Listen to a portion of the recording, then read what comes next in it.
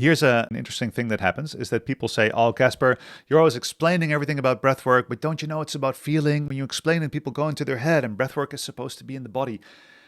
I understand and I agree. But some people, they need a level of understanding before they can allow themselves to surrender into feeling. There's nothing wrong with explaining and understanding. But here's how you find the balance. What if it's like, hey, the more you can feel, if you've experienced something, right? Then you can understand it better from a logical perspective. And then if you understand it a little bit better from a logical perspective, you can feel even more about it. And the more you feel, the more you can understand. And I like to say to people, I try to give them experiences that I can explain. And I try to explain things that I can give experiences for. So this is also how I select my education and my sessions.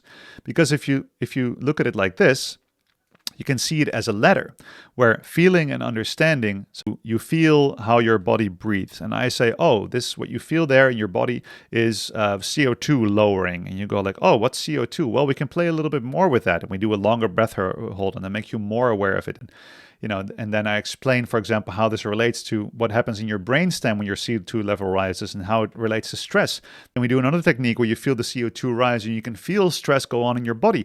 And then I explain how this might relate to trauma. And this goes up and up and up until you have a level of understanding and feeling of CO2 in your body that the next time you're stressed or panicking, you go, oh, wait, I can feel my CO2 level rise. This is how I'm going to respond to it. So it's not just a ladder, it is actually an upward spiral.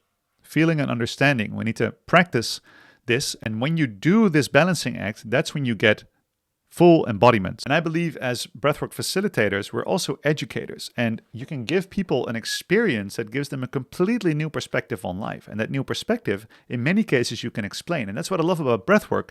It's one of the only modalities where feeling something and understanding something is really well balanced out. Because breathwork is so well scientifically explained, and there's so many practices where you can feel.